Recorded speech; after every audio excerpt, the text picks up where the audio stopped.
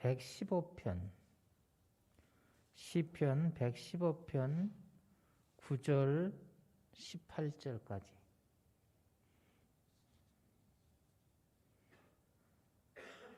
이스라엘아 여호와를 의지하라. 그는 너의 도움이시요 너의 방패시로다. 아론의 집이여 여호와를 의지하라. 그는 너의 도움이시요 너의 방패시로다. 여호와를 경외하는 자들아 너희는 여호와를 의지하라. 그는 너희의 도움이시요 너의 방패시로다. 여호와께서 우리를 생각하사 복을 주시되 이스라엘 집에도 복을 주시고 아론의 집에도 복을 주시며 높은 사람이나 낮은 사람을 막론하고 여호와를 경외하는 자들에게 복을 주시리로다. 여호와께서 너희를 곧 너희와 너희 자손을 더욱 번창하게 하시기를 원하노라. 너희는 천지를 지으신 여호와께 복을 받는 자로다. 하늘은 여호와의 하늘이라도 땅은 사람에게 주셨도다. 죽은 자들은 여호와를 찬양하지 못하나니 적막한 데로 내려가는 자들은 아무도 찬양하지 못하리로다. 우리는 이제부터 영원까지 여호와를 송축하리로다. 아멘. 시편 115편은요. 그 여호와 하나님께 대한 믿음과 찬양을 촉구하는 그런 시에서 이걸 우리가 예배시다 이렇게 규정을 짓기도 합니다. 인생을 살아가면서 누구를 의지해야 되는지 계속 이야기를 잘 표현해 주는 본문이죠. 그래서 이제 본시를 할렐시라 이렇게 부릅니다. 그 뭐냐면 너희는 찬양하라 그런 뜻이 찬양하라. 근데 이 찬양은 뭐냐면 이 할렐시의 특징은 하나님의 이름을 높이는 것입니다. 오늘 115편의 이제 이 말씀의 역사적 배경은 이스라엘이 어려움에 직면했을 때 하나님의 은혜로 구원받은 후 지어졌다는 것이에요. 이 시편의 말씀을 기록한 신앙인은요, 자기 힘으로 어려움을 극복하는 것이 아니라 하나님의 은혜로 극복하게 되었다. 그렇게 고백하면서 오늘 성경에도 보면 하나님께 모든 영광을 돌리는데 9절에 보시면 이스라엘아 여호와를 의지하라 그렇게 말하고요. 10절 11절에 보면 여호와를 의지하라고 계속 반복해서 이야기를 합니다. 하나님을 전적으로 의지하라. 그런 이제 적극적이고 긍정적인 이야기를 하는 것입니다.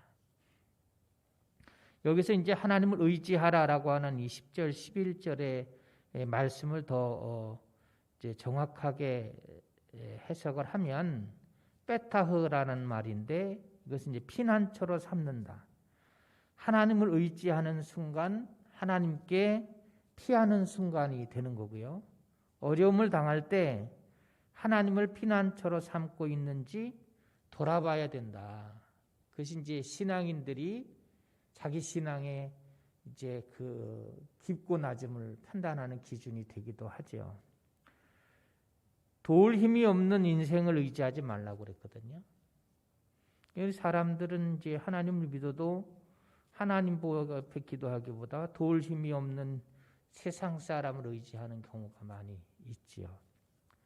오늘 이제 성경이 우리에게 가르쳐 주는 것은 뭐냐 하면 어려운 처지에 놓여 있을 때 하나님을 의지하라는 거예요. 그러면 하나님을 의지해야 되는 이유가 과연 뭘까? 그래서 오늘 우리 저녁에는 이제 의지하라라는 이제 하나님의 말씀을 우리가 기억하면서 나는 또 우리 영덕교회 모든 이제 지체들 오늘 본당에 와서 예배 드리시는 성도님도 계시고 온라인으로 예배를 드리시는 분들도 있는데 우리가 한번 저나 여러분이 저녁에 이 말씀을 이제 쭉 묵상하면서 나는 어느 정도의 하나님을 의지하는 믿음을 가졌는지 한번 돌아보면서 더욱더 의지하는 믿음으로 세워져 가기를 주의 이름으로 부탁을 드립니다. 첫째는 우리에게 도움이 되시니까 우리 영덕교회 성도들 모두에게 도움이 되시니까 하나님을 의지하라는 거예요. 조지 밀러라는 목사님은요, 항상 어떻게 고백하면서 평생을 살았냐면 여호와는 나의 목자시다. 이건 다윗의 이야기잖아요. 그런데 이제 하나님에 의지할 것이 없다는 걸 이 사람이 생애 가운데 많이 알게 돼요. 그리고 자기 스스로의 삶 속에서도 하나님 외의 모든 것은 다 끊어버립니다. 그리고 이 사람이 이제 사회 사업을 하잖아요. 고아들을 이제 전쟁통에 고아들이 생겨서 한 2,000명 이렇게 넘는 아이들을 먹이고 입히고 재우는데 엄청난 재정이 필요하거든요. 그런데 밀러는요, 희한한 사람이 누구에게 도움을 요청하지 않아요. 이제 하나님께 기도했다는 거예요. 독일 선교단체에서 이 밀러에게 당신을 돕고 싶은데 필요한 것을 요구해봐라 이렇게 물었는데 밀러가 뭐라고 대답했냐면 왜 나한테 그런 걸 묻냐. 하나님께 물어보시고 하나님이 당신이 기도할 때 하나님이 내가 필요한 것을 당신에게 알려주면 그 알려주는 대로 하나님께 기도하고 하나님이 시킨 대로 하면 된다. 이렇게 대답했다는 거예요.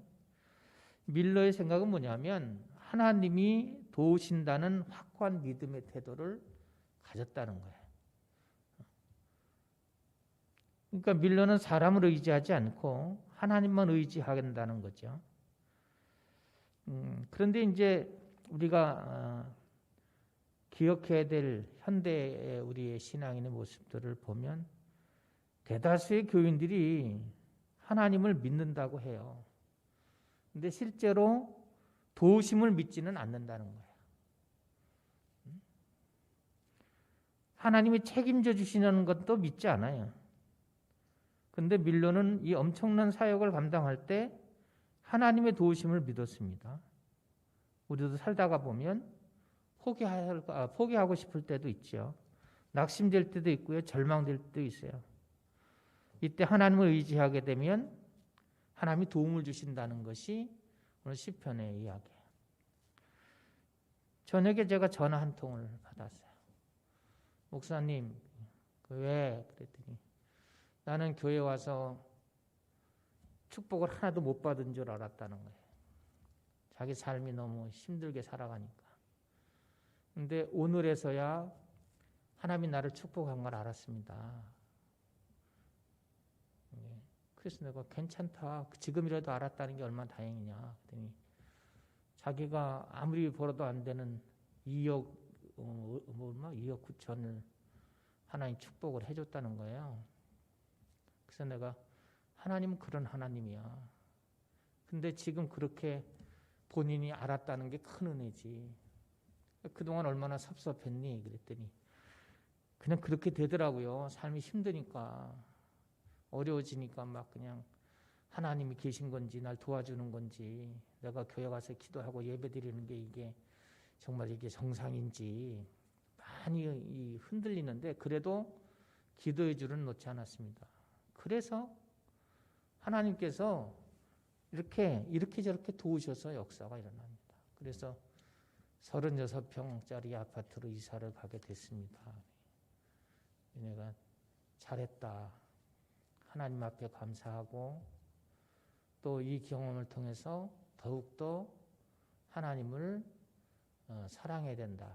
그래서 제가 3가지를 이제 6가지를 이야기를 해요. 그러면 제 얘기가 아니고 조지 밀러가 이 하나님의 엄청난 도움을 받은 데는 6가지의 그 신앙의 틀이 있어요.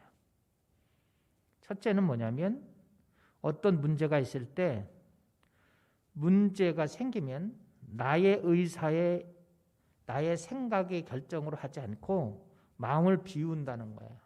쉽지 않죠. 자기 마음을 비웠다는 거예요.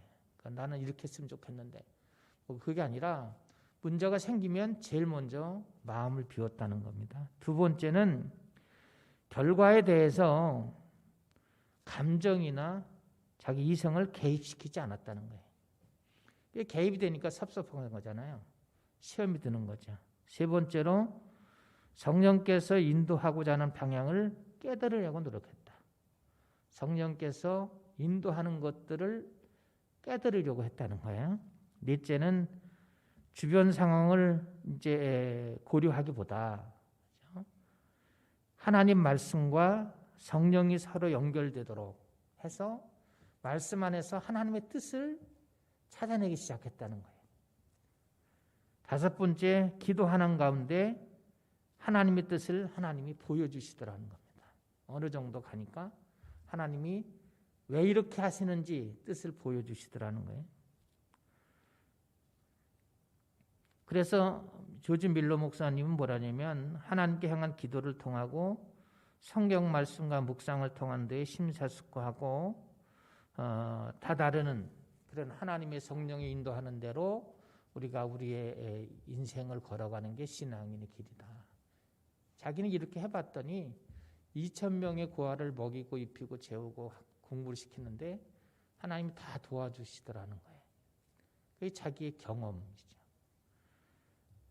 그러니까 우리는 신앙생활에 이렇게 되면 앞으로 살아가는데 여러분에게 큰 축복이 있죠. 마음에 평안이 따르게 되니까 기도하게 되고 하나님을 향해 가는 것이 아주 절대적이 되죠.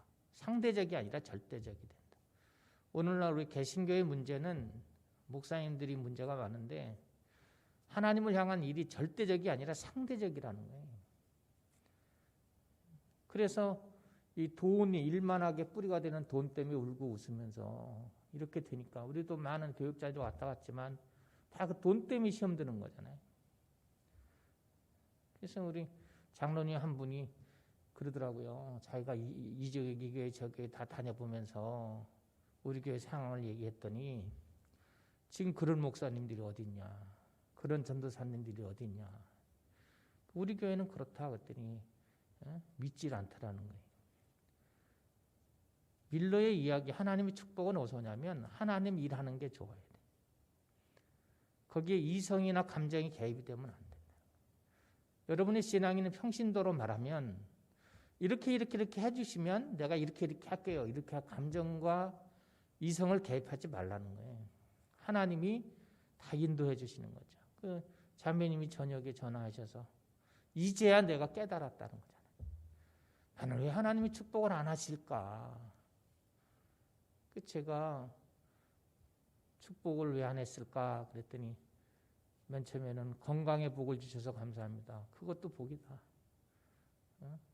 나이 먹을수록 사람들이 힘들어지는데 그 다음에 이제서야 알게 됐는데 그러면서 아까도 아침에 예배 드리면 저러 와서는 하나님 목사님 잘 됐어요. 그래서 내가 그래 모레대 믿고 기도하고 의지하면 되는데 그냥 앞에 그냥 오두방정을 떨고 그 감정을 뒤흔드는 사탄이 흔들려가지고 그걸 잘 참아 이겨서 대단하다. 제가 그랬어요. 내가 이렇게 기쁜데 넌 얼마나 기쁘냐. 너무 좋아요. 그래. 그러니까 지금 경험한 이 신앙의 체험을 잊어버리지 마라. 나는 그거예요. 여러분이 늘 설교하는 얘기가 그잖아요. 하나님이 함께 하셨던 것을 잃어버리지 마라. 그러니까 밀러 목사님은 이렇게 하면서 자기가 하나님이 자기를 인도하는 것들을 너무 잘 알기 때문에 어떤 사람들이 무슨 얘기를 해도 뭘 도와줄까? 또 거기에 사람의 종이 되지 않는 거죠. 의지하는 사람이 아니고 하나님을 의지하는 거예요. 신앙생활에서 하나님을 의지해야 되는데 오늘 9절에 보면 분명히 이렇게 얘기해요. 이스라엘아 여호와를 의지하라. 그는 너의 도움이시요 너의 방패시로다. 이렇게 말하잖아요. 하나님께서 지원해 주신다는 거거든요. 하나님이 어떤 상황에도 개입하셔서 좋은 결과를 주는데 어떤 사람에게 준다는 거죠? 하나님을 의지하는 사람에게 준다. 하나님을 의지하는 사람에게입니다. 우리를 도울 분은 하나님 한 분밖에 없다는 거죠. 하나님을 의지하는 믿음만 있으면 환난과 풍파가 있어도 두렵지 않다는 거예요. 그 이제 시편의 이 기자가 얘기하는 거죠. 우리의 도움이 되시는 분이 하나님이니까. 그러니까 우리 성도 여러분의 도움이 되시는 분은 인생들이 아니고 하나님이시라는 거예요. 둘째는 우리에게 축복이 되시니까 하나님 의지하라는 것입니다. 저번에도 제가 얘기했는데 신학을 공부하다가 보면 이제 어느 정점에 가면서 세계사가 변화가 있나. 지금 이 코로나나 뭐 패스트나 뭐 이런 것처럼 사람들이 이제 막 죽어가기 시작할 때 많은 사람은 하나님을 찾습니다. 그리고 기도합니다. 근데 하나님이 응답을 안 하시는 것 같아요. 그래서 이제 전쟁을 치르면서 젊은이들이 수없이 죽어갔는데, 그런데 그들이 전쟁에서 살고 싶어 기도해도 하나님이 응답을 안 하더라는 거잖아요. 그래서 생긴 이제 이성적이 앞서가는 거. 그래서 여러 가지 인문학이 등장하기 시작하죠. 신학에 도전을 하게 되고 신앙의 도전을 받게 되는데, 이때 신앙의 도전을 해오는 사람들을 향해서 자기가 끝까지 신학자로서 모든 그런 아주 큰 그런 도구마, 교리서를 낸 분이 있는데 칼 발트라고 하는 사람이에요.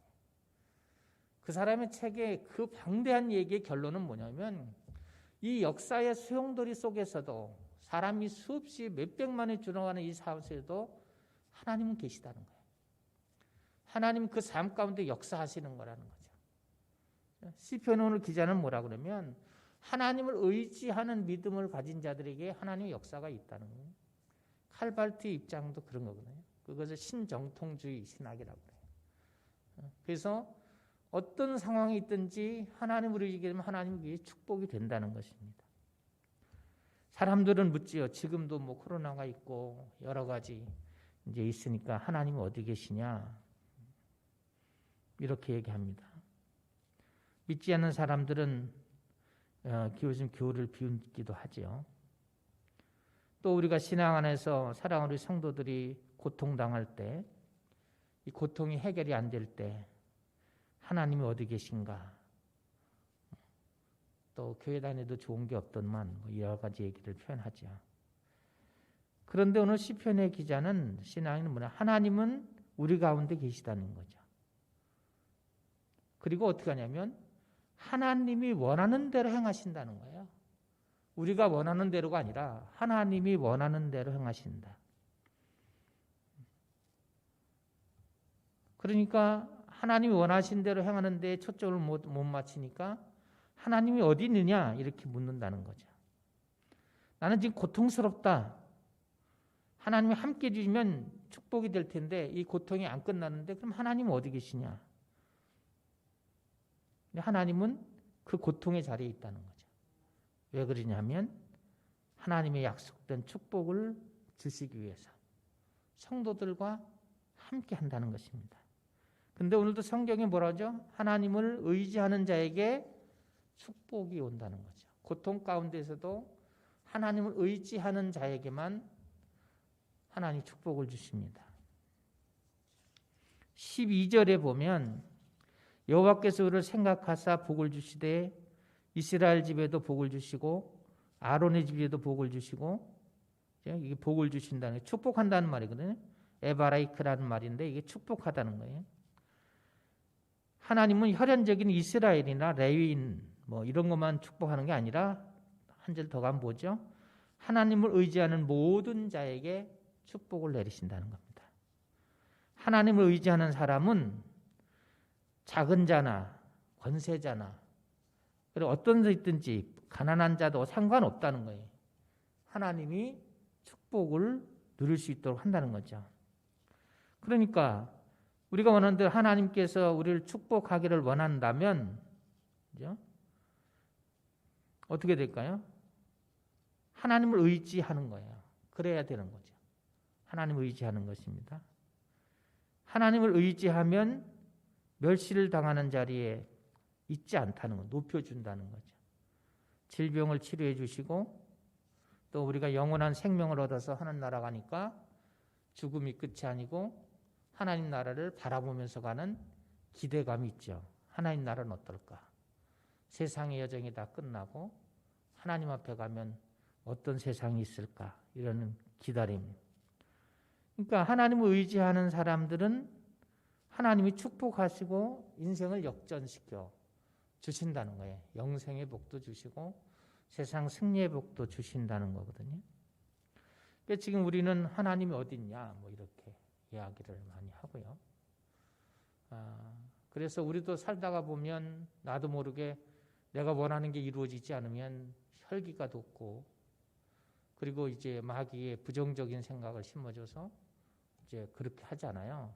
뭐 여러 가지. 요즘은 이제 자기의 고통이 아파서 이렇게 얘기하지 않고 꼭 이 하나님의 흠을 잡아서, 그래서 막 이렇게 자기의 정당성을 이야기하고 하나님의 오류를 자꾸 뒤집어 얘기하잖아요. 이런 부분들은 축복받을 수 있는 믿음의 자세가 아니라는 거예요. 그러니까 우리가 오늘 이 시편의 의지는 뭐냐면 우리에게 복을 주시는 분이 하나님이시다. 그러니까 의지해야 된다. 믿어야 된다는 거예요. 한 주간 동안도 어떤 일이 일어날지 우리는 알 수 없죠. 내일 일은 난 몰라요. 그렇잖아요. 모르는 겁니다. 그러나 어떤 괴로운 가운데 있더라도 여러분이 찬양하신 것처럼 하나님께로 가까이 가면 하나님께서 당신이 원하시고 예비하신 대로 우리를 이끌고 가신다는 거예요. 세 번째는 번성하게 하신다는 겁니다. 민수기 6장 22절로 27절에 보면 목사님들이 늘 하는 예배 끝에 하는 게 있죠. 그게 뭐죠? 하나님이 모세에게 이렇게 말해요. 아론과 그의 아들들에게 말하여 이르기를 너희는 이스라엘 자손을 위하여 이렇게 축복하여 이르되 여호와는 내게 복을 주시고 너를 지키시기를 원하고 여호와는 그 얼굴을 내게 비추사 은혜 베푸시기를 원하고 여호와는 그 얼굴을 내려 향하여 드사 평강 주기를 원한다. 이렇게 얘기합니다. 27절에 그들은 이같이 내 이름으로 이스라엘 자손에게 축복할지라 내가 그들에게 복을 주리라. 그래서 목사님들이 축도를 하는 거거든요. 말씀이 근거해서. 그런데 이 본문은 보면 아론과 아들과 제사장 이스라엘만 축복하는 게 아니라 하나님께서 하나님의 백성들을 축복해 주신다는 거예요. 그래서 이제 축복을 우리가 하려면 세 가지를 지킬 수 있어야 된다는 걸 오늘 민수기 6장 22절로 27절에서 우리가 볼 수 있어요. 하나님 어떤 사람을 하냐. 첫째로 6장 24절에 보면 지키시는 축복이 있다. 하나님 우리를 지켜주시는 복이 있습니다. 하나님은 선택된 백성을 지키십니다. 뭐 이런 이야기는 많이 있지만 그래도 그 유명한 사람이라고 든다면 세상에 태어났는데 그런데 이 아이가 눈이 잘 보이질 않아요. 호흡에 문제가 있어요. 그리고 태어났는데 다리 하나를 잘 못 써요. 소아마비로 태어났습니다.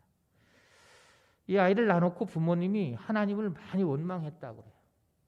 그러다 어느 날 생각을 바꿨어요. 이것도 이 아이도 하나님 우리에게 주신 선물이다. 그래서 하나님께 감사하기 시작했어요. 감사로 생각을 두뇌가 바꿉니다. 그래서 날마다 부모님이 이 아이를 어루만지면서 하나님은 너를 사랑하신다. 첫 번째 얘기하고 두 번째 하나님이 너와 늘 함께하고 너를 지켜주실 거다. 세 번째 하나님이 너를 귀하게 쓰실 거다. 이제 이런 부모님 없잖아요. 젊은 우리 성도 여러분 아이들에게 이렇게 이야기를 축복을 해야 돼요. 근데 이 사람이 이제 이 아이가 자라가면서 28살 때 뉴욕의 시장이 됩니다. 28살에 뉴욕 시장이 되고요. 그 다음에 주지사가 되고 부통령이 되고 43살의 나이에 대통령이 됩니다. 이 사람이 미국의 26번째 대통령이죠. 경제공황을 이끌어서 타개하고 승리했던 루즈벨트 대통령이라는 사람이에요. 부모의 기도대로 하나님이 지켜주셨다는 거예요. 루즈벨트는 그걸 자기가 잘 알아요. 어려서 우리 어머니가 하나님 어떻게 우리 가정에 이런 아이를 보냈습니까? 그게 아니라 감사합니다. 그래서 이 아이에게 날마다 하나님 너를 사랑하고 너를 함께 할 거고 너를 귀하게 쓰실 거라고 이 아이에게 늘 들려주는 거예요. 아침, 점심, 저녁으로 들려주니까 결국 하나님이 이 아이를 크게 쓰셨잖아요. 세계적인 인물로 하나님이 만들어주셨다고요. 정상적인 몸이 아니고 비정상적인 몸인데도 그렇다는 거잖아요. 두 번째 6장 25절에 보면 은혜의 축복이 있습니다. 그죠? 은혜라는 말은 히브리어로 하난이라는데 긍휼히 여긴다 그런 뜻이거든요.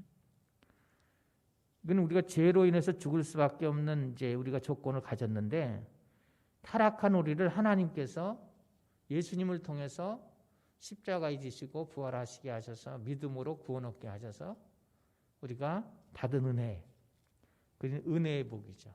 우리는 모두 은혜의 복이 있어요. 예수님을 믿으면 예수님 뭐랬죠? 나는 길이고 진리고 생명이다. 나를 통하지 않고는 하나님을 만날 수 없다. 여러분에게는 하나님을 만나는 큰 축복이 있으니까 큰 은혜죠. 6장 26절에 보면 평강의 축복이 있습니다. 여기서 이제 평강이라는 걸 어떻게 생각해야 되면 개념을 세상의 평안과 다른 것입니다. 히브리어로 평강은 여러분이 잘 아는 샬롬이라는 말이죠. 이것은 전쟁이 있는 상태의 평화가 아니라 이때의 샬롬은 뭐냐면 기쁨이 가득한 적극적인 평강을 말하는 거예요. 그래서 샬롬이라고 축복할 때 하나님의 평강이 임하는 기쁨을 맛보게 돼야 된다는 겁니다. 다른 사람을 축복하는 훈련을 많이 해야 돼요. 근데 이제 우리가 그렇지 못하죠. 교인들, 우리 영덕교회 교인들은 이제 그런 분들이 이제 없지요. 지금은 서로 안타까워하고 잘 되기를 바라고 기도하고 예전에 막 그냥 세상 사람 같은 사람들은 저한테 혼나고 쫓겨나고 지금도 나가서 나 욕을 한다는데 그 신앙을 바꿔야지 복을 받아요. 그렇게 하면 복을 받을 수가 없어요. 여러분 이게 세상살이에서도 이 자녀들이 잘 되고 그리고 우리가 잘 되려면 훈련을 해야 돼요. 훈련을. 미국의 유명한 영화사 중에 이제 메이어라는 영화사가 있죠. 여러분 저 잘 아실 거예요. 이제 이 사람이 이름인데 메이어가 학교 갔다가 친구하고 싸웠는데 두들겨 맞았어요. 그러니까 매 맞고 집에 오니까 너무 분통이 터지니까 얘가 집에 와서 그 힘이 세서 이길 수가 없으니까 집에 와서 얘 이름을 막 부르면서 욕을 해대기 시작합니다. 그러니까 어머니가 지혜로웠던 것 같아요. 여기서 집에서 소리 지르면 그 옆 사람 들으니까 그리고 애를 데리고 산에 올라가요. 산에 올라가서 마음껏 욕하라고 그래요. 근데 메이어가 그러니까 산에 가서 아무도 없는데 산골짜기가 되고 막 욕을 하는 거예요. 이름을 불러 친구 이름을 불러가면서 막 욕을 하다가 보니까 자기가 욕한 소리가 다시 메아리가 돼서 자기한테 들리더라는 거예요. 나는 한 번 했는데 10배로 들어오더라는 거예요. 이때 메이어가 깨달은 게 있대요. 아, 내가 남을 향해서 한 번 욕하면 10배로 돌아오는 거구나. 10배로 돌아온다. 내가 남을 한 번 축복하면 10배의 축복이 돌아오는구나. 그래서 메이어는 어렸을 때 이 어머니의 이 산 교육을 평생 마음에 간직해야 돼요. 그리고 MGM이라고 하는 자기 이름을 딴 큰 영화사를 세우게 됩니다. 그리고 승리하는 인생을 살지요. 14절에 보면 여호와께서 너희를 곧 너희와 너희 자손을 더욱 번창하게 하시기를 원한다. 누가? 천지를 지신 여호와께서 그렇게 하길 원한다는 거예요. 응? 더해 주신다는 거거든요. 충분히 넘치도록 그렇게 해 주신다는 거예요. 그러니까 우리가 신앙생활하면서 가장 조심해야 될 얘기가 있어요. 내게 용기가 되고 힘이 되고 능력이 되는, 말을 들으면 마음이 평안해지고 용기를 얻을 수 있는 친구를 두는 게 좋아요. 그런 사람들이 우리 영덕교회 모든 지체가 되시기를 주의 이름으로 부탁을 드립니다. 돌아서서 남 흉보고 욕하고 이렇게 하는 건 그건 마귀의 자녀들이 하는 거고, 그거 지금 10배로 받는다니까. 10배로 받아요. 참 그 희한한 게 있어요. 제가 어렸을 때 교회 다닐 때 그 어떤 장로님이 계셨는데, 그분은 자기 먹을 거 놀러 다닐 거 다 다녀요. 그런데 하나님께 드리는 이 헌금은 인색해요. 그리고 이제 감리교회니까 장로교처럼 당회라는 게 있는데, 이게 당회라고 하지 않고 이제 직원회를 하거든요. 하면 또 말은 또 제일 많이 해.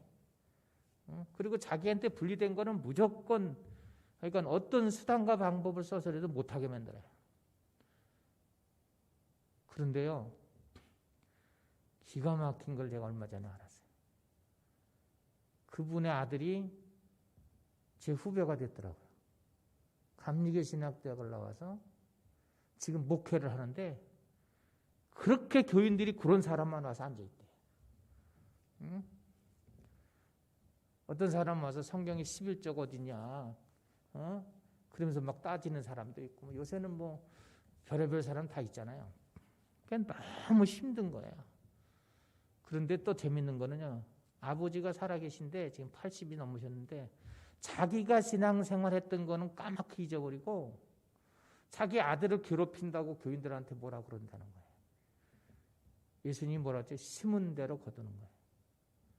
그래서 말하는 게, 하나님 앞에 인색하면 안 된다는 거예요. 심은 대로 거둔다는 거예요. 하나님께서 어떻게 해야 돼요? 자손을 번창하게 하기 위해서 우리가 지켜야 되고 은혜의 복을, 평강의 복을 주신다고 축복할 때 그 말씀이 내게 이루어지도록 간절한 마음을 가져야 돼요. 자, 오늘 그 말씀을 정리해 보자고요. 인생은 무엇을 생각하고 의지하느냐에 따라서 장래가 결정이 된다는 게 시편 115편의 말씀이에요. 하나님 말씀이에요. 생사화복을 주관하시는 하나님을 의지해야 되는데, 하나님께 희망을 걸어야 되는데, 그러면 하나님이 다 의지하는 자를 어떻게 한다? 지금처럼 제가 말씀드린 것처럼 하나님께서 은혜도 베풀어 주시고 지켜주시고 도우시고 다 역사를 하시죠. 지금 이제 코로나 상황이 어렵습니다. 혼란한 상황 가운데 뭘 의지해야 될까요? 우리가 두려운 마음보다 하나님을 의지하는 마음을 가지시길 바라요. 하나님으로 뭐라 했죠? 하나님을 의지하는 자에게 도움이 되신다고 그랬고, 하나님을 의지하는 자에게 축복이 된다고 그랬고, 얼만큼? 번성의 축복을 주시는 분이다. 조건은 하나죠. 하나님을 의지하는 사람에게. 여러분, 한 주를 살아가면서 나는 지금 내 영혼이 맑은지, 내 마음과 내 삶의 생각이 하나님을 의지하는지 잘 체크하셔서 한 주 동안 승리하시고, 오늘 이 말씀이 여러분 삶 가운데 이루어지면서, 하나님이 내 생각과 다르게 하나님의 생각은 이런 거였구나. 하나님께서 이렇게 축복하시려고 나를 부르셨구나. 나는 어려서 목사님이 아버지가 너무 가난하게 살고 학교 가서 맨날 두들겨 맞고, 겉벌이 스마리였으니까 겉벌이 스마를 타면요 한 발도 안 돼요, 안 나와요. 그게 아버님이 목회할 때 사례비예요. 한 달 사례비. 그러니까 학교 다니는 게 힘들죠. 어려웠다고요. 그런데도 나중에 변함없이 자기 자리를 지키시는 아버지를 보면서 존경하게 되더라고요. 그래서 나는 그때 그랬어요. 나는 목사 되면 내가 성을 간다고 그랬다고요. 친구들한테. 내가 교회를 다니고 목사가 되면 내가 성을 간다. 그래서 고등학교 때까지 방황을 엄청나게 했어요. 그런데 하나님께서 친구들을 붙여주는데 목사님 아들들만 붙여주더라고요. 그럼들 모이면 맨날 찬송하고 교회 얘기만 해. 듣기 싫어 죽겠는데. 안 찾아왔으면 좋겠는데 계속 찾아와. 근데 어느 날 내가 이 나무 뒤에 서 있더라고요. 여러분, 내가 생각한 대로 인생이 되는 게 인생이 아니에요. 그 다음에 제가 다 내려놨어요. 지금도 저는 이 목회하는 거에서 후회해 본 적이 없어요. 예수님도 십자가에 달렸는데 내가 살아가면서 이게 하나님의 일이라는 게 먹고 사는 얘기가 아니고 하나님 일하는 자체가 좋으니까. 도대체 우리 아들한테 그렇게 얘기해요. 먹고 사는 것보다 하나님 일하는 것 자체가 네가 좋아야 참된 목사가 된다. 사례비에 끌려서 이 교회 저 교회 움직여 다니는 그런 못돼 먹은 목사보다 하나님이 보내시는 곳이 어디든지 가서 그 하나님께 다 입히시고 먹이시니까 그거 걱정하지 말고. 제가 얘기했다는 게 아버지가 너희를 영동리 산골짜기에 데려와서 굶긴 적 있냐? 공부 안 시킨 거 있냐?